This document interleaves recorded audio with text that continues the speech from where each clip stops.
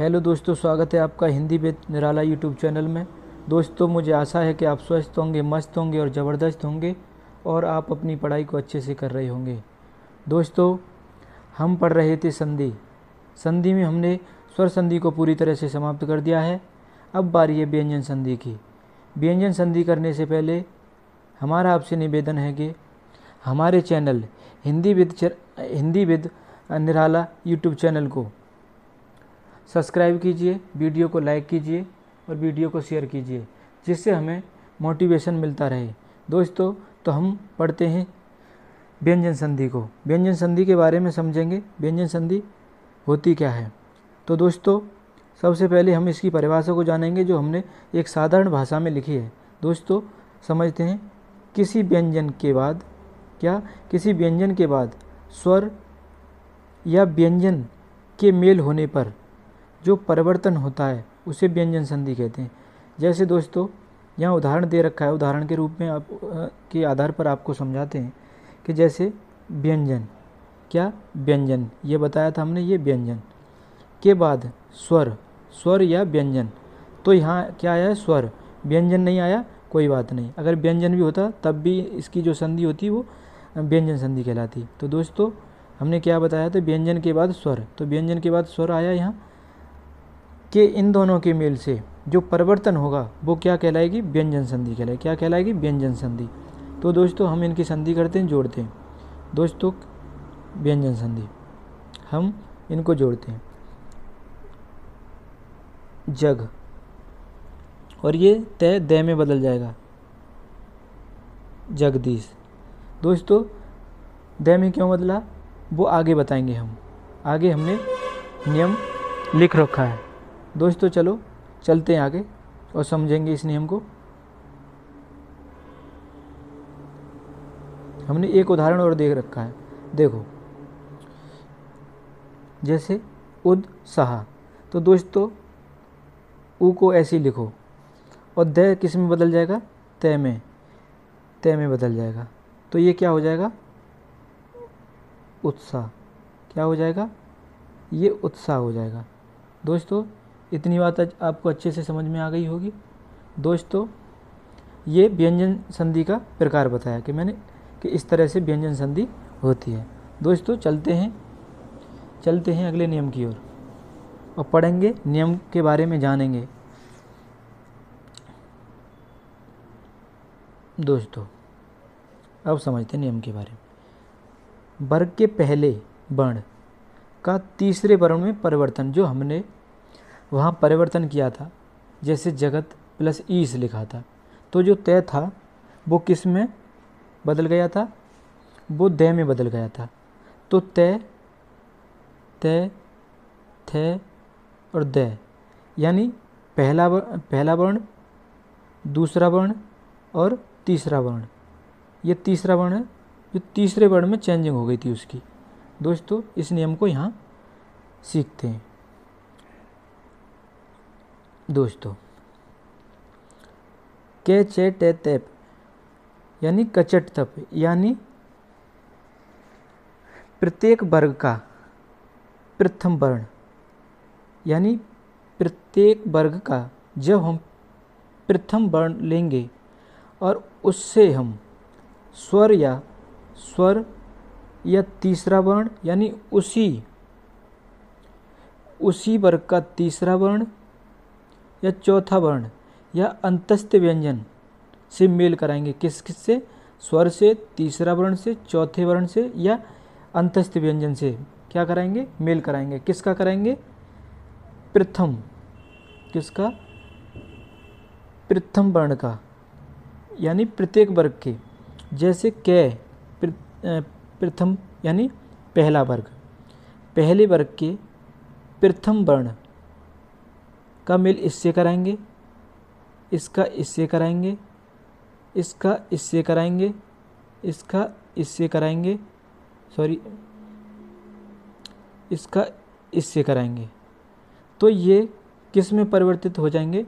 ये हो जाएंगे तीसरे में। किस में? ये तीसरे वर्ण में परिवर्तित हो जाएंगे। दोस्तों, देखते हैं ये कैसे बदलेंगे।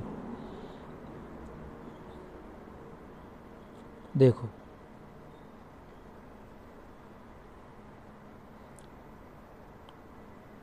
हलंत नहीं लग पाया ये। दोस्तों कै किस में बदल जाएगा? कै कै गे में बदल जाएगा, छ जय में बदल जाएगा, टे डे में बदल जाएगा, ते दे में बदल जाएगा, पे बे में बदल जाएगा। अब देख लो, उच्चारण करके देख लो क्रमबद्ध तरीके से कि कै के बाद क्या आएगा? खे आएगा, फिर बाद में क्या आएगा? क्या आएगा? गे आएगा। तो ये तीसरा वर्ण हुआ, यानी अपने वर्ग का तीसरा वर्ण हुआ कि ना हुआ? तीसरा वर्ण हुआ। ये भी च छ जय, यानी ये भी तीसरा वर्ण हुआ अपने वर्ग का। ये भी तीसरा वर्ण हुआ अपने वर्ग का, तीसरे में बदला। ये भी तीसरा वर्ण हुआ अपने वर्ग का, ये भी तीसरा वर्ण हुआ अपने वर्ग का। दोस्तों इतनी बात आपको अच्छे से समझ में आ गई होगी। चलते हैं आगे। दोस्तों अब हम पढ़ेंगे बारी बारी से कै गे में कैसे बदलेगा। देखो कै का गे में परिवर्तन, किस में? गे में परिवर्तन। देखो बाघ। तो दोस्तों हमने बताया था कि जब यानी प्रत्येक वर्ग के पहले वर्ण से किसका मेल कराते हैं हम? स्वर से या तीसरे वर्ण से या चौथे वर्ण से या अंतस्थ व्यंजन से। तो दोस्तों यहाँ किससे मेल हुआ है? कै, खे और जय, यानी ये कौन से वर्ग का? यानी ये च वर्ग के तीसरा वर्ण है, इससे मेल कराया है हमने। तो ये कै किस में बदल जाएगा? अपने वर्ग के तीसरे में। जब भी दोस्तों वर्ग के प्रत्येक वर्ण प्रथम वर्ण का मेल जब तीसरे चौथे वह स्वर वह अंतस्थ व्यंजन से होता है, तो इसका अपने ही वर्ग के तीसरे व्यंजन में यानी तीसरे वर्ण में चेंज हो जाएगा। कैसे? बाघ। तो ये कै के बाद तीसरा वर्ण कौन सा है?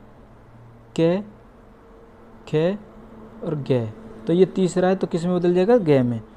तो गे गे। ये बगैर स्वर के है, तो बगैर स्वर के है तो ये आधा लिखा जाएगा। ये हो गया बागजाल। क्या हो गया? बागजाल। दोस्तों ये नियम आपको अच्छे से समझ में आया होगा, ये संधि करनी आ गई होगी।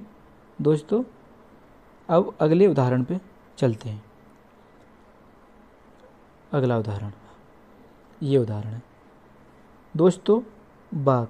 हमने बताया था कि प्रथम वर्ग के प्रथम वर्ण का मेल किसी स्वर या अंतस्थ व्यंजन या तीसरे या चौथे वर्ण से होता है, तो वो अपने ही वर्ग के तीसरे वर्ण में चेंज हो जाता है।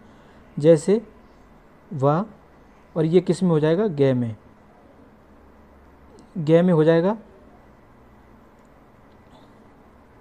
गे में हो जाएगा। यहाँ हमें क्या मिल रहा है? स्वर मिल रहा है, तो हमें पूरा लिखना पड़ेगा। ये हो जाएगा बागीस। क्या हुआ? बागीस। दोस्तों समझ में आया होगा। जैसे दोस्तों अब कहेंगे कि ये फुल क्यों लिखा गया, तो हमने पहले भी बताया था, पिछली वीडियो में भी बता दिया। जैसे हम इसे तोड़ेंगे तो कैसे तोड़ेंगे? हलंत गे हलंत प्लस ई में तोड़ेंगे। तो दोस्तों जब हम ई को हटा लेंगे तो हमें ये प्राप्त होगा। जब हमें यहाँ ई मिल रही है, स्वर मिल रहा है, हम जब दोनों को प्लस करेंगे तो इस तरीके से हमें मिलेगा। बात पक्की? तो दोस्तों इस तरीके से हमें ये शब्द मिलेगा अगर हम इन दोनों की संधि करेंगे तो। दोस्तों इतनी बात आपको अच्छे से समझ में आई होगी। चलते हैं अगले नियम की ओर। अगला नियम कौन सा है ये देखते हैं। अब दोस्तों च को किस में बदलेंगे? जय में, यानी अपने ही वर्ग के तीसरे वर्ण में। तो दोस्तों हमने बताया था कि जब प्रत्येक वर्ग के प्रथम वर्ण का मेल किसी स्वर, अंतस्थ व्यंजन या तीसरे चौथे वर्ण से होता है तो वो अपने ही अपने ही वर्ग के तीसरे वर्ण में परिवर्तित हो जाता है दोस्तों, अपने ही वर्ण। तो कैसे होगा दोस्तों, ए और ये च किस में होगा, जय में, और हमें स्वर मिल रहा है तो हम फुल लिखेंगे इसको, और ये इस तरह अजंत। दोस्तों ये शब्द में अजंत। अब समझेंगे टे का डे में परिवर्तित होना। ये इसका उदाहरण लेते हैं इसका।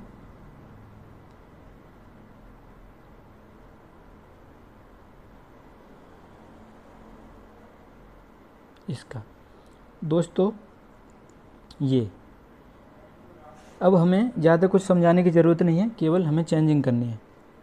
से ले लेंगे हम, टे किस में बदलेगा, डे में बदलेगा, डे में बदल दो इसे। अब टे किस में बदला, डे में बदल गया। अब यहाँ में हमें क्या मिल रहा है, स्वर, तो हम ऐसे करके इसका स्वर की मात्रा लगा देंगे। यहाँ से ये हलंत ख़त्म हो जाएगा। क्यों हो जाएगा कि यहाँ में स्वर मिल गया।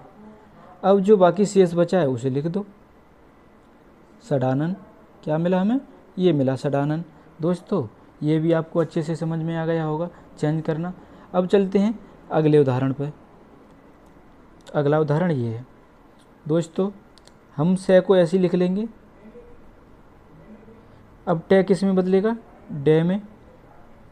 अब यहाँ है क्या, व्यंजन, तो दोस्तों अंतस्थ व्यंजन है यहाँ। हमने बताया था कि अंतस्थ व्यंजन से जब मेल कराते हैं तो ये अपने वर्ग के तीसरे में चेंज हो जाएगा।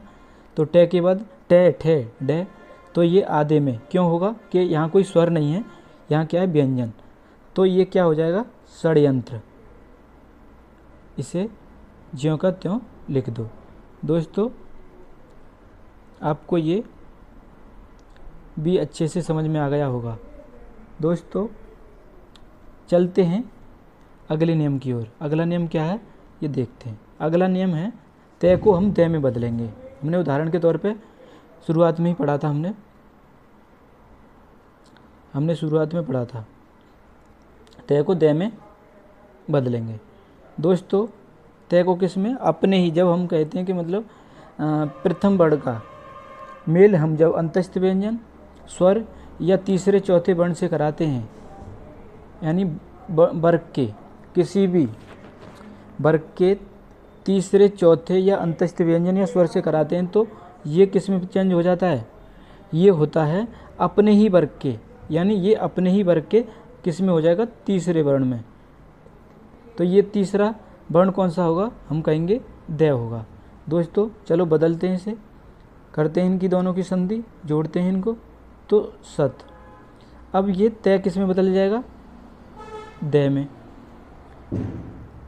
दय में बदल जाएगा। अब दोस्तों दय में आधा दय। अब ये बचा विचार, विचार को ज्यों का त्यों लिख देंगे, यानी सद्विचार। सद्विचार का मतलब होता है एक अच्छे विचार। दोस्तों ये भी आपको अच्छे से जोड़ना आ गया होगा। चलते हैं दोस्तों, आप सोच रहे होंगे कि यहाँ भी तो स्वर है, तो दोस्तों ये स्वर है, ये किसके लिए है, ये अंतस्थ व्यंजन का है। अगर ये अंतस्थ व्यंजन न होकर के यहाँ केवल ये होता, क्या होता, स्वर होता, तब हम इसके सहयोग से, दोनों के सहयोग से एक क्या बनाते, अक्षर बनाते, एक अक्षर का निर्माण होता जो वो एक अलग अपना अर्थ देता। दोस्तों आपको ये भी समझ में आ गया हो। चलते हैं अगले नियम की ओर। अगला नियम कौन सा है उसके बारे में समझते हैं, वीडियो ज़्यादा लंबी नहीं खींचेंगे। दोस्तों इसको देखते हैं, ये तय किस में बदलेगा, दय में बदलेगा। तो किस में, तय में, दय में बदल दो। ये ज्यों का त्यों उतार दो, क्या हो गया, उद्घाटन। हमने ये तय दय में बदल दिया अपने ही वर्ग के, तो हमें क्या मिला, उद्घाटन मिला। अब दोस्तों अब इसे देखते हैं। तय अपने ही वर्ग के तीसरे वर्ण में चेंज हो जाएगा। तो लिखो जग, तय किस में, दे में, और यहाँ मिला हमें स्वर, तो हम आधा नहीं लिखेंगे, हम फुल लिखेंगे, यानी पूरा लिखेंगे, और से को ज्यों का त्यों उतार देंगे। तो क्या मिला हमें, जगदीश, जगदीश मिला। चलते हैं अगले नियम की ओर। अगला नियम देखते हैं, कौन सा अगला नियम। अगला नियम है ये, यानी पे किस में चेंज करना है हमें, पे बे में चेंज, यानी पे यानी अपने ही वर्ग के बे में चेंज हो जाएगा। जो बे है जो वो क्या है, वो अपने ही वर्ग का तीसरा वर्ण है, इसके वर्ग का। तो दोस्तों